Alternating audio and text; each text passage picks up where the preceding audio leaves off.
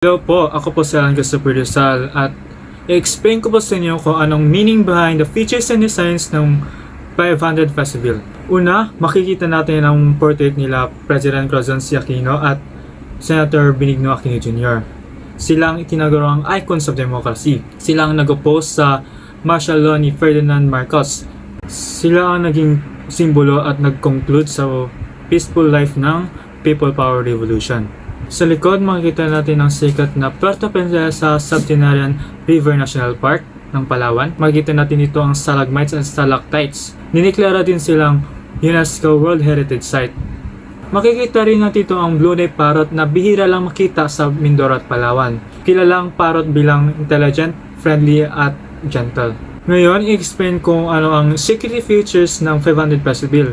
Makikita rin ito sa 50 pesos, 100 pesos, 200, and 1,000 pesos. Una, ang embossed pins or paint raised nature ng pera. Ito ay ang Republika ng Pilipinas. Ito yung unique tactile effect ng pera. Ito yung pinakauna at most important defense against counterfeiting. Pangalawa, ang serial numbers. Ito yung matatagpuan sa upper right and lower left ng pera. Ito ay naglalaman ng 1 or 2 prefix letters at 6 to 7 digits. Pangatlo, ang security fibers. Ito yung visible red and blue fibers na makikita lamang sa iba't ibang bahagi ng pera.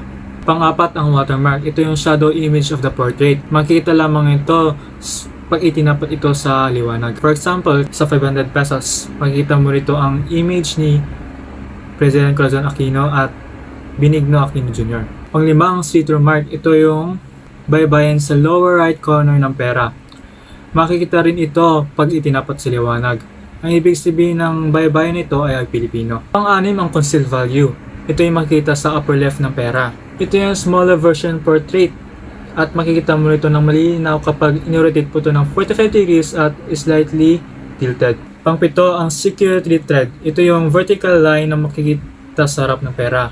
Sa 500 pesos, makikita mo ang mga letters ng BSP o Bangko Sentral ng Pilipinas. Pangwalo, ang optically variable device patch. Ito yung makikita mong bilog sa gilid ng pera. Naglalaman ito ng imahe ng Blue Day Parrot at nag-iiba ito ng kulay red to green kapag i-rotate mo ito ng 90 degrees. Ngayon, meron itong bagong design. Naglalaman ito ng matawat ng Pilipinas, 3 bituin at 1 araw. Meron din itong tactile mark sa gilid ng pera, nagsisilbing palatandaan para sa mga visually impaired. Sa 500 pesos, meron itong 8 tactile marks. Kapag patas ang patas sa salapi, nadadagdagan ito ng 2. For example, ang 1,000. Meron itong 10 tactile marks. At yun na po ang lahat. Salamat po sa oras at pagkikinig.